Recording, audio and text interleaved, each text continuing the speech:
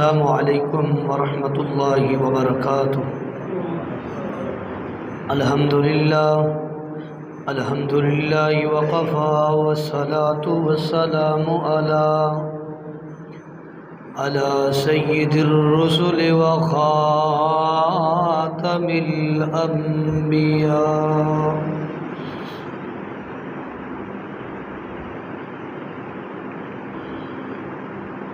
خصوصاً على سید الرسل وإمام الأنبياء والمرسلين،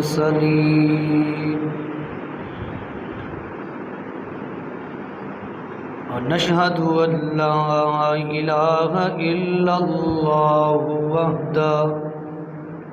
وحده لا شريك له، ونشهد أن سيدنا وسندنا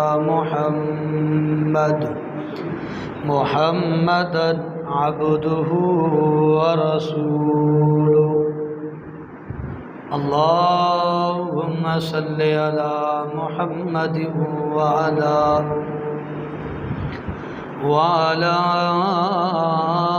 آل محمد كما صليت على إبراهيم وعلى آل إبراهيم إنك حميد مجيد۔ اللهم بارك على محمد وعلى آل محمد كما باركت على إبراهيم وعلى آل إبراهيم إنك حميد مجيد۔ المبعوث إلى الأسود والأحمر لتتميم مكارم الأخلاق، لا يخلق نبي ولا رسول بعده، ولا أمة بعد أمته، ولا شريعة بعد شريعته، ولا كتاب بعد كتابه۔ أما بعد فأعوذ بالله من الشيطان الرجيم، بسم الله الرحمن الرحيم۔ وأقيموا الصلاة وآتوا الزكاة واركعوا مع الراكعين۔ وقال النبي صلى الله عليه وسلم: صلوا كما رأيتموني أصلي، أو كما قال النبي صلى الله عليه وسلم۔ مختصر حمد و ثنا اور درود و سلام کے بعد میں دعا گو ہوں اللہ رب کائنات مجھے حق گوئی کی توفیق عطا فرمائے، پھر اس کے بعد مجھے اور آپ جمیع ساتھیوں کو قرآن و سنت پر عمل پیرا ہونے کی توفیق عطا فرمائے۔ آپ حضرات اس بات سے بخوبی واقف ہیں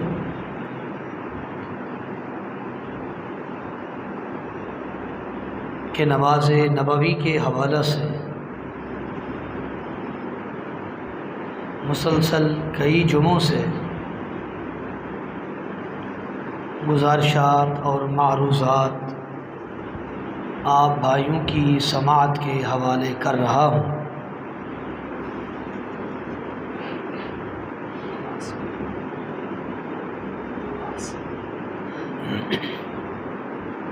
اللہ رب کائنات اپنی بارگاہ میں ان چند ٹوٹی پھوٹی معروضات کو قبول و منظور فرمائے،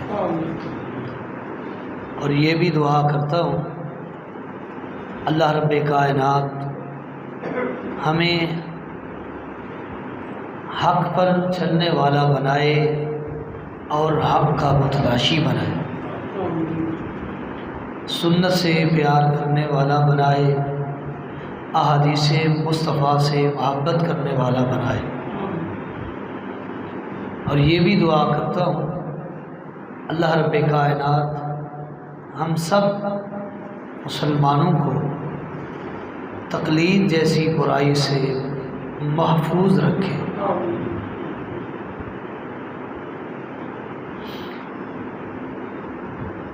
گزشتہ جمعۃ المبارک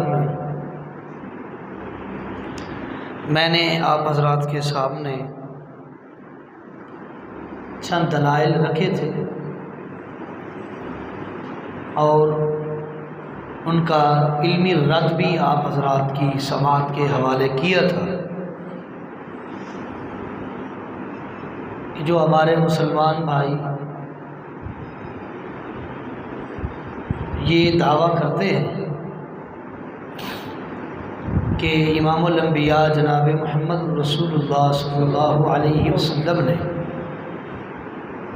اپنی آخری عمر میں رفع الیدین کو منسوخ کر دیا تھا، ترک کر دیا تھا، چھوڑ دیا تھا،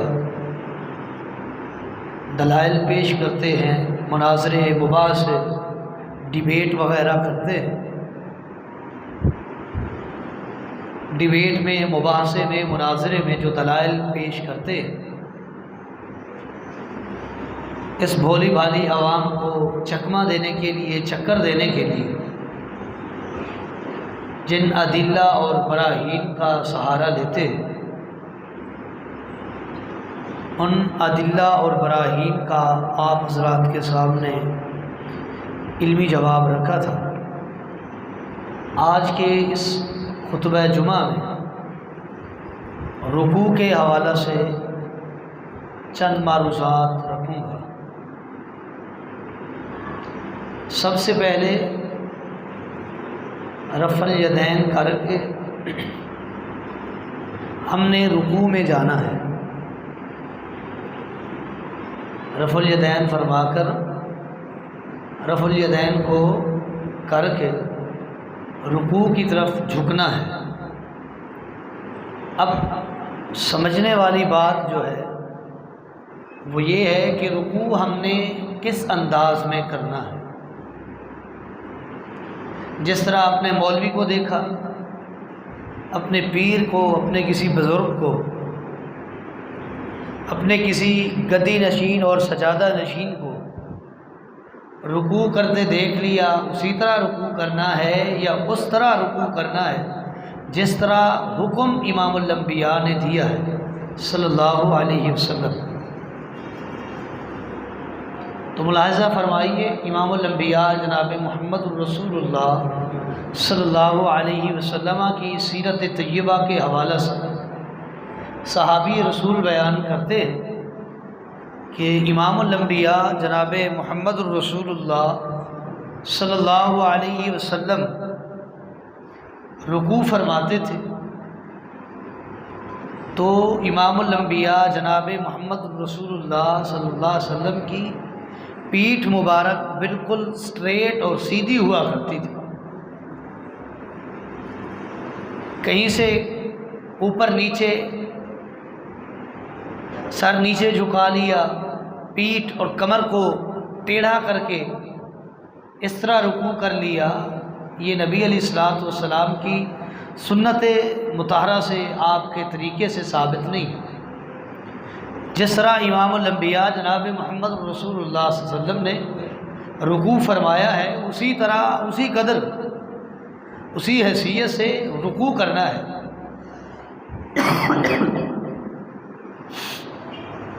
تو آپ علیہ الصلوۃ والسلام جب رکوع فرماتے تو آپ کی پیٹھ مبارک، پشت مبارک، کمر مبارک بالکل سیدھی ہوا کرتی تھی۔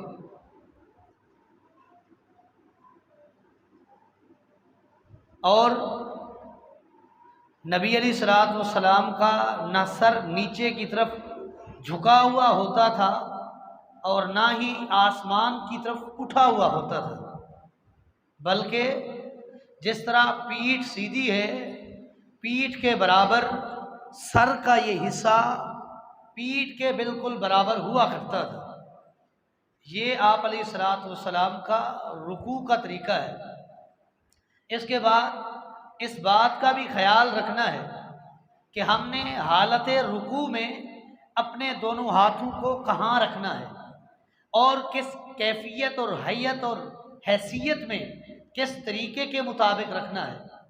تو اٹھائیے احادیث مبارکہ امام الانبیاء جناب محمد رسول اللہ صلی اللہ علیہ وسلم کی نماز مل جائے گی۔ صحابی رسول بیان کرتے ہیں کہ جب امام الانبیاء رکوع میں جاتے تو اپنے ہاتھوں کو پھیلا کر گھٹنوں پر اس طرح رکھا کرتے کہ جیسے گھٹنوں کو پکڑا ہوا ہے مضبوطی کے ساتھ، یعنی کہ اسی کے سہارے کھڑے ہیں۔ جس طرح کسی چیز کا سہارا لے کر، کسی چیز کو تھام کر پکڑ کر اس کا سہارا لیا جاتا ہے، اس قدر امام الانبیاء جناب محمد رسول اللہ صلی اللہ علیہ وسلم اپنے گھٹنوں کو پکڑا کرتے تھے۔ اور حدیث کے الفاظ ہیں کہ یہ ہاتھ اس طرح پھیلے ہوتے، یہ انگوٹھا ایک سائڈ پر اور یہ چھوٹی انگلی دوسری سائڈ پر، اور یہ جو درمیان والی 3 انگلیاں ہیں یہ اس طرح پھیلی ہوئی اور گھٹنے کی جگہ کو پکڑا ہوا ہوتا تھا۔ اس حالت میں جاتے ہوئے بھی امام الانبیاء کی نماز کا طریقہ صحابہ نے نوٹ کیا اور اپنے شاگردوں کو بیان کیا کہ جب نبی علیہ الصلوۃ والسلام اس حالت میں ہوتے، گھٹنوں کو پکڑا ہوتا، تھامے ہوئے ہوتے تھے، اس کے باوجود آپ کے جو کوہنیاں وہ آپ کی پہلوؤں سے، جانبین سے، کوک سے، پسلیوں سے دور ہوا کرتی تھی۔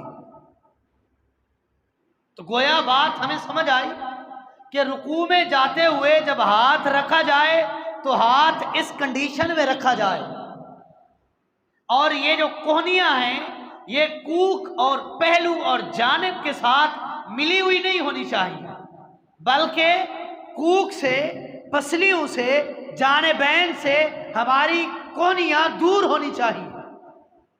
اور صحابی رسول بیان کرتے ہیں آپ کے بازو اس طرح ہوتے جیسے کمان کی تان سیدھی ہوتی ہے، اس طرح بازو سیدھے ہوا کرتے تھے، یوں ڈھیلے نہیں چھوڑنے، بالکل سیدھے، جس طرح کمان کی تان سیدھی ہوتی ہے۔ کمان کی تان سمجھیے، کمان کی جو لکڑی ہے اور اس کے آگے جس میں تیر کو پھنسا کر اس لکڑی کی ٹیک لگا کر نشانہ بنایا جاتا ہے، جو تیر کمان کے آگے والا حصہ ہے اس کی جو بالکل سٹریٹ لکڑی ہے اس کو تانت کہتے ہیں۔ تو کمان کی تانت کی طرح یہ بازو امام الانبیاء جناب محمد رسول اللہ صلی اللہ علیہ وسلم کے سیدھا ہوا کرتے تھے۔ اگر کمر جھکا لی، اوپر نیچے کر لی، سٹریٹ نہ رکھی، پسلیوں کے ساتھ کوہنیوں کو ملا لیا، ہاتھ اس انداز میں نہ رکھے جس طرح نبی علیہ الصلوۃ والسلام نے رکھ کر سکھائے ہیں، تو ہماری نماز محمد الرسول اللہ صلی اللہ علیہ وسلم کے طریقے کے مطابق ہوئی یا اس سے ہٹ کر ہوئی؟ حالانکہ مجھے اور آپ ہر ایک شخص کو اللہ رب کائنات نے جو حکم صادر فرمایا ہے وہ حکم یہ ہے کہ اطیعوا اللہ و اطیعوا الرسول، اے ایمان والو اللہ کی اطاعت کرو اور اس کے رسول کی اطاعت کرو۔ اطاعت کا کیا معنی؟ فرما برداری کا کیا معنی؟ کہنا ماننے کا کیا معنی؟ اتباع کا کیا معنی؟ فرما برداری کا کیا معنی؟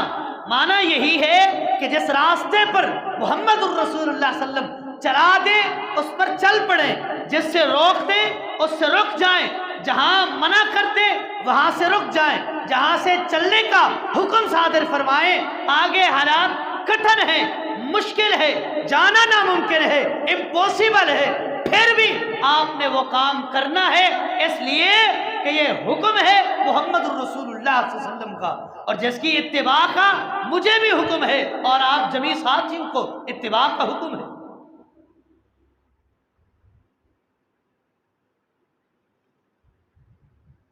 اللہ رب کائنات نے ایسے تو نہیں فرمایا کیا ایمان والو اللہ اور اس کے رسول کی اتباع کرو، اطاعت کرو، فرما برداری کرو، کہنا مانو، حکم تسلیم کرو، حکم رسول آ جائے سر تسلیم خم کر لو، حکم اللہ رب کائنات آ جائے، رب کا قرآن آ جائے، رب کی طرف سے حکم آ جائے، سر تسلیم خم کر دیں۔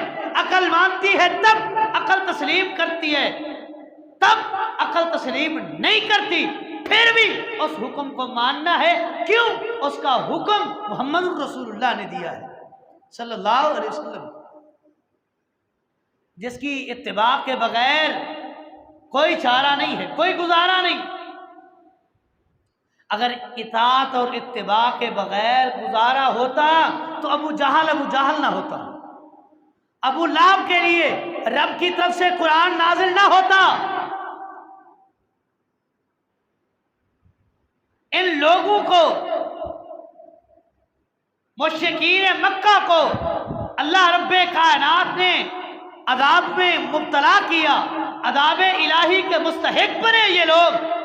اس کی بیسک ریزن جو تھی اور انیشیلی پوائنٹ جو تھا وہ یہی تھا کہ یہ لوگ اپنی منمانی کرتے تھے، اپنی منمانی، اپنی سوچ اور اپنے بڑے کی فکر اور تفکر کو مقدم سمجھتے ہوئے اس پر عمل کرتے تھے، رب اور رب کے رسول کے حکم کی حکم عدولی کرتے تھے، نہیں مانتے تھے، تو اللہ رب کائنات نے تباہ و برباد کر دیا۔ اور ہمیں بھی یہی حکم ہے، اگر اطاعت رسول اللہ صلی اللہ علیہ وسلم نہ کی، اللہ کی اطاعت نہ کی، تو گویا تم نے اپنے اعمال کو تباہ و برباد کر دیا ہے۔ اطیعوا اللہ واطیعوا الرسول ولا تبطلوا اعمالکم، اللہ اور اس کے رسول کی اطاعت کرو، انہی کا حکم مانو اور اپنے اعمال کو تباہ و برباد نہ کرو۔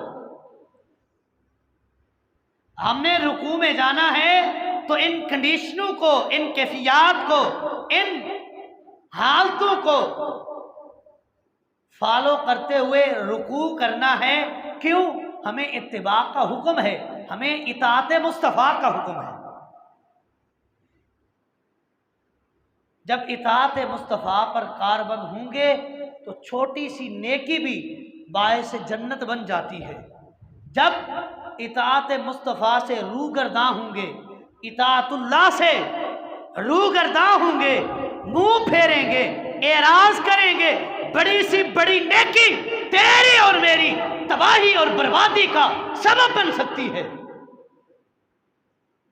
وہ نیکی کنسیڈر نہیں ہوگی، نیکی شمار نہیں ہوگی، وہ نیکی نہیں گنی جائے گی، اس پر اجر نہیں ملے گا، اس پر ثواب نہیں ملے گا، اس پر تجھے جنت نہیں ملے گی جس نیکی پر مہر محمد الرسول اللہ کی نہ ہوگی۔ وہ نیکی ہی نہیں بنے گی جس پر مہر محمد الرسول اللہ کی نہیں ہے، جس پر سٹیمپ مہر اس بات جو ہے محمد الرسول اللہ صلی اللہ علیہ وسلم کی نہیں ہوگی، وہ نیکی کنسیڈر نہیں ہے، وہ اعمال صالحہ نہیں ہے، وہ باعث اجر نہیں ہے عمل، وہ باعث نیکی نہیں ہے عمل، وہ ضائع ہے، وہ برباد ہے، وہ تجھے بھی تباہ کر دے گا، تیری بقیہ نیکیوں کو بھی تباہ و برباد کر دے گا۔ میں نہیں کہتا، امام الانبیاء فرماتے ہیں کہ جب کوئی شخص بدعت کرتا ہے، سنت کی مخالفت کرتا ہے، عدم سنت پر عمل کرتا ہے، خلاف سنت عمل کرتا ہے، تو وہ اس کا عمل اس کو اس عمل کو بھی تباہ کر دیتا ہے اور اس کی بقیہ نیکیوں کو بھی تباہ و برباد کر دیتا ہے۔ تو رکوع میں جائیں تو اطاعت محمد مصطفیٰ کو لازم پکڑے، اور رکوع میں جا کر کیا کرنا ہے؟ خاموشی اختیار کرنی ہے، چپ رہنا ہے، منہ بند کر لینا ہے، چپ سادھ لینی ہے، نہیں۔ امام الانبیاء جناب محمد الرسول اللہ صلی اللہ علیہ وسلم نے ادعیہ مسنونہ سکھائی ہیں، دعائیں سکھائی ہیں کہ رکوع کی حالت میں اللہ رب کائنات سے یہ دعا کیا کریں۔ کون سی دعا ہے؟ سید عائشہ رضی اللہ تعالیٰ عنہ، صحیح بخاری اور صحیح مسلم اٹھائیے، روایت ہے، فرماتی ہیں کہ امام الانبیاء جناب محمد الرسول اللہ صلی اللہ علیہ وسلم جب رکوع میں جاتے تو یہ دعا 3 مرتبہ کم از کم اور 3 سے زیادہ مرتبہ پڑھا کرتے تھے۔ سبحان ربی العظیم، سبحان ربی العظیم۔ اگر اس دعا کا ترجمہ کیا جائے تو کچھ یوں ہوگا کہ اے اللہ، اے عظمت والے، بزرگی والے، شان والے، عظمت والے، مقام والے میرے رب، تو پاک ہے، تو تمام عیوب سے، تمام نقائص سے، تمام کمیوں سے پاک ہے، بے عیب ہے، لا ریب ہے، تجھے تیرے اندر کوئی نقص نہیں، کوئی عیب نہیں، کوئی کمی نہیں ہے، تو ہر قسم کے نقائص اور عیوب سے پاک ہے۔ جب یہ دعا پڑھیں گے، اللہ کی پاکیزگی، اللہ کی پاکی بیان کریں گے، ہو سکتا ہے رب کائنات تجھے اس دعا کو سن کر رب کائنات تجھے گناہوں سے پاک کر دے۔ یہ دعائیں پڑھا کریں۔ یہ جلدی کی نماز کوئی فائدہ نہیں دیتی جس میں دعائیں نہ پڑھی جائیں۔ یہ بے معنی ہے نماز، بے سود اور بیکار ہے وہ نماز جس میں دعا ہی نہ کی جائے۔ نماز اصل ہے ہی دعا، نماز اصل ہے ہی دعا۔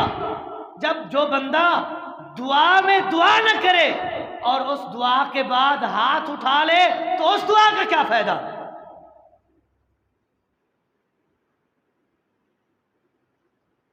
تو یہ دعا سیدہ عائشہ رضی اللہ تعالیٰ عنہ بیان کرتی ہیں کہ امام الانبیاء 3 مرتبہ پڑھا کرتے تھے۔ اسی طرح صحیح بخاری صحیح مسلم میں ہے کہ نبی علیہ الصلوۃ والسلام یہ دعا بھی پڑھا کرتے تھے، سبحانک اللہم ربنا و بحمدک اللہم اغفر لی۔ سبحانک اللہم کیا معنی؟ اے اللہ، اے میرے رب، اے میرے پروردگار، اے میرے مالک، اے میرے خالق، اے میرے رازق، اے میرے داتا، تو پاک ہے۔ سبحانک اللہم و بحمدک، اے میرے پروردگار تمام تعریفیں ہی تیرے کے لیے، تیرے لیے ہے۔ سبحانک اللہم و بحمدک اللہم اغفر لی، اے اللہ تمام تعریفیں بھی تیرے لیے ہیں، تمام پاکیزگیاں بھی تیرے لیے ہیں، تو پاک ہے، تمام تعریفیں تیری ہیں، لیکن ایک التجا میری ہے، ایک التجا میری ہے، ایک آرزو میری ہے، ایک تمنا میری ہے، ایک دعا میری ہے۔ اللہم اغفر لی، اے اللہ میں بڑا گنہگار ہوں، بڑا سیاہکار ہوں، بڑا گناہ کیے میں نے، بڑا خطا کار ہوں، اے اللہ تو معاف کرنے والا ہے، میرے ان گناہوں کو معاف کر دے۔ جب اس قدر انسان رب کی پاکیزگی بیان کرے گا، رب کی تعریف کرے گا، رب کی حمد بیان کرے گا، رب کائنات اس کے اٹھائے گئے ہاتھوں کو، اس کی گئی دعا کو، اس کی پڑھی گئی اس دعا کو رد نہیں کریں گے، بلکہ اس شخص کے گناہوں کو رب کائنات معاف کر دے گا۔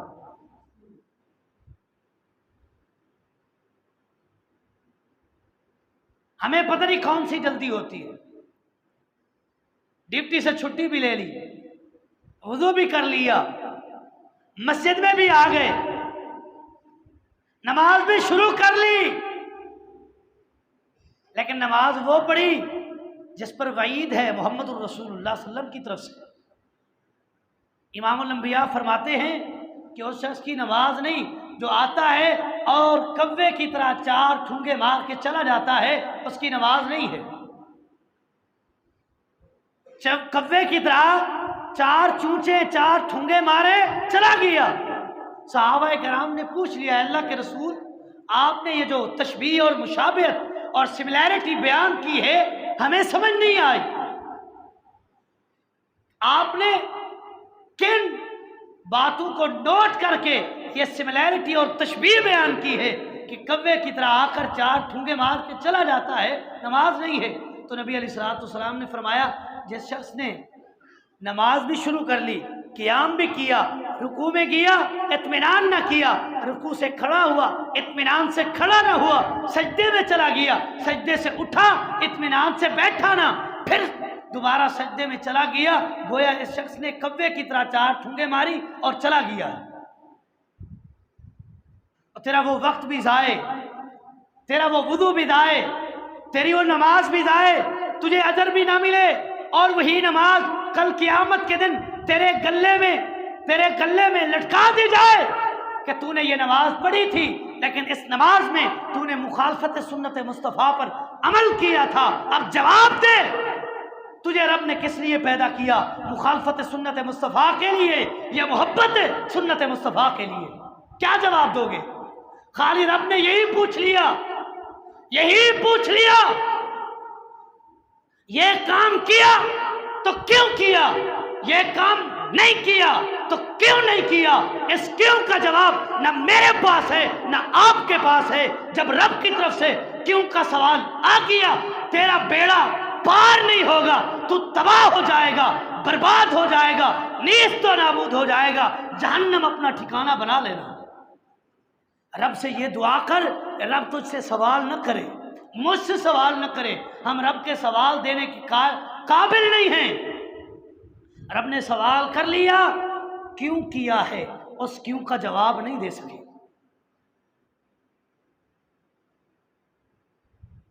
رب نے پوچھ لیا کہ مسجد توحید میں جمعہ پڑھتے تھے، امام صاحب نے کئی جمعے مسلسل نماز کے طریقے پر پڑھائے، آپ نے سنے، ایک کان سے سن کر دوسرے کان کی یہی ویلیو سمجھی کہ رب نے 2 کان اس لیے دیے ہیں، ایک سے سنا دوسرے سے نکال لیا، عمل نہیں کیا۔ کیوں نہیں کیا؟ اس کیوں کا جواب کیا دو گے؟ میں اپنا حق ادا کر رہا ہوں، کل قیامت کے دن انشاءاللہ کوئی میرے گریبان پکڑنے کی جرات نہیں کرے گا کہ آپ نے حق بیان نہیں کیا تھا۔ اگر آپ بیان کرتے، ہم آپ کو سنا کرتے تھے، آپ کی بات سن کر ہم عمل کر لیتے، آج رب کی طرف سے کیوں کا سوال نہ ہوتا۔ میں نے ایک ایک بریکی اور ایک ایک پوائنٹ کو آپ کے سامنے ایکسپلین کیا ہے، واضح کیا ہے، رب کی توفیق خاص سے۔ میں کوئی اتنی بڑی چیز نہیں، یہ رب کی توفیق خاص ہے مجھ پر۔ میں نے آپ کے سامنے ان بریکیوں کو اور ان پوائنٹ کو ہائی لائٹ کیا ہے، اور آپ کی اور اپنی اصلاح کے لیے ان پوائنٹ کو ہائی لائٹ کیا ہے۔ ہو سکتا ہے کسی کو میری بات سمجھ آ جائے اور اپنی نماز کو درست کر لے، اور یہی نماز اس کے لیے جنت کا باعث بن جائے، اس کے لیے بھی بنے گی۔ مجھے رب پر اعتماد ہے، یقین ہے، اس کے لیے جیسے اس کی وہ نماز جنت کی باعث بنے گی، اسی کی نماز میرے لیے بھی جنت کی باعث بنے گی۔ کیوں؟ میں نے اس کو قرآن اور احادیث کی روشنی میں اس نماز کے طریقے کو بیان کیا، اس نے سمجھا، عمل کیا، جس نے عمل کیا اس کو بھی نیکی ملی، جس کے سمجھانے پہ عمل کیا اس کو بھی ملی۔ لہذا ان دعاؤں کو آپ نے نماز میں پڑھنا ہے، اگر نہیں پڑھیں گے تو آپ کی یہ نماز کارگر ثابت نہیں ہوگی۔ بھلے بعد میں امام صاحب سے لاکھ کہیں، یہ مجبوری ہے، یہ تکلیف ہے، یہ بیماری ہے، ہمارا فلاں شخص بیمار ہے، ہماری فلاں ماں بہن بیمار ہے، فلاں مرض ہے، فلاں قرض ہے، فلاں چیز ہے، امام صاحب دعا کیجئے اللہ رب کائنات قرض اور مرض سے نجات دے۔ امام نے تو دعا کر دی، تم نے اپنے لیے کی ہے؟ رب نے تجھے اپنے در پہ بھی بلایا، اپنے در پہ بھی بلایا۔ خوش قسمت ہیں وہ لوگ جن کو رب اپنے در پہ بلاتا ہے۔ میری اور آپ کی یہ طاقت نہیں ہے کہ ہم رب کے در پہ نہ آئیں، ہمارے اندر یہ طاقت نہیں ہے کہ ہم رب کے در پہ نہ آئیں۔ رب ہمیں بلاتا نہیں، اس لیے ہم رب کے گھر پہ آتے نہیں۔ جس کو رب بلاتا ہے وہ چل نہ سکتا ہو پھر بھی گھسیٹ کر رب کے گھر میں آتا ہے۔ اور جس میں چلنے کی طاقت اور وقت بھی ہے، رب نے نہیں بلایا تو وہ نہیں آتا، مسجد سے دور چلا جاتا ہے، آتا ہے، مسجد استعمال کرتا ہے، واش رومز استعمال کرتا ہے، ٹوٹیاں اور پانی استعمال کرتا ہے، مسجد میں نماز نہیں پڑھتا، تو سمجھ لے رب اس سے راضی نہیں ہے۔ رب راضی ہوتا تو مسجد میں نماز کے لیے بلاتا۔ منا لیجئے اپنے رب کو، راضی کر لیجئے اپنے رب کو، یہ وقت ہے رب کو راضی کر لو، کل قیامت کے دن پھر یہ موقع نہیں ملے گا، پھر التجائیں ہوں گی، خواہشات ہوں گی اور آرزویں ہوں گی، اے اللہ ایک بار واپس دنیا میں بھیج دے، تجھے راضی کر کے آئیں گے، پھر واپس نہیں بھیجا جائے گا، واپس پلٹایا نہیں جائے گا۔ تو اس وقت کو غنیمت سمجھیے، اپنی ایک ایک نیکی کو سنبھالنے کے لیے اطاعت محمد مصطفیٰ پر عمل کیجیے۔ نیکی محفوظ بھی تب رہے گی جب اس میں اطاعت محمد مصطفیٰ، جب نیکی میں مخالفت سنت مصطفیٰ ہوگی، تیری وہ نیکی محفوظ نہیں رہے گی، وہ ضائع ہو جائے گی اور تیری بقیہ نیکیوں کو بھی ضائع و برباد کر دے گی۔ رکوع کی دعائیں اور بھی بہت ساری ہیں، سبوح قدوس رب الملائکۃ والروح، سیدہ عائشہ فرماتی ہیں، صحیح بخاری کی روایت ہے، اور اسی طرح سیدہ عائشہ ایک اور روایت بیان کرتی ہیں کہ امام الانبیاء جناب محمد رسول اللہ صلی اللہ علیہ وسلم رکوع میں یہ دعا بھی پڑھا کرتے تھے، سبحان ذی الجبروت والملکوت والکبریاء والعظمت، اے اللہ بادشاہت بھی تیری ہے، ملکیت بھی تیری ہے، حکم بھی تیرا چلتا ہے، والکبریاء کبریائی اور بڑائی بھی تیری ہے، والعظمت تمام عظمتیں بھی تیری ہیں۔ رب کی عظمتیں بیان کر رہا، رب کی تعریفیں کر رہا ہے، رب کی عظمتیں، رب کی حمد، رب کی ثنا، رب کی تعریف بیان کر کے جب کوئی شخص اپنے لیے کچھ مانگتا ہے، رب اسی وقت اس کو عطا کرتا ہے۔ اس کے کوڈ ورڈ میں حدیث ذکر کرنا چاہتا ہوں، امام الانبیاء فرماتے ہیں جب کوئی شخص سواری پر سوار ہو تو سواری کی دعا پڑھے، اللہ اکبر پڑھے، الحمدللہ پڑھے، جب یہ پڑھ لے تو لا الہ الا انت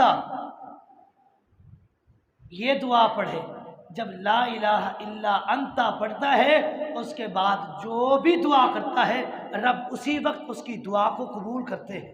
اور محدثین نے لکھا ہے کہ یہ لا الہ الا انت ہے کیا؟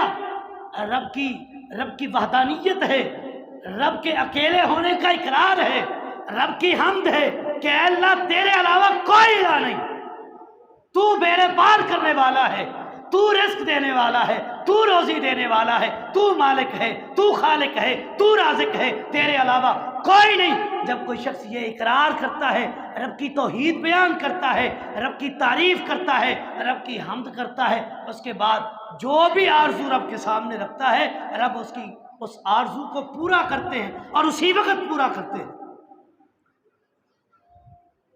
رکوع کر لیا، دعائیں پڑھ لی، اب رکوع سے اٹھے ہیں تو کیا کرنا ہے؟ پچھلے جمعہ میں نے عرض کیا ہے کہ امام الانبیاء جناب محمد رسول اللہ صلی اللہ علیہ وسلم رفع الیدین فرمایا کرتے تھے، تو رفع الیدین فرمانا ہے انشاءاللہ۔ اگلا جمعہ تو 12 ربیع الاول کو ہے اور جشن عید میلاد النبی کے حوالہ سے اس کی علمی رد آپ حضرات کے سامنے رکھیں گے انشاءاللہ۔ اس سے نیکسٹ جو جمعہ ہوگا اکتوبر کا پہلا، پھر اسی موضوع کو انشاءاللہ آگے چلائیں گے۔ ھذا ما عندی واللہ اعلم بالصواب وما توفیقی الا باللہ۔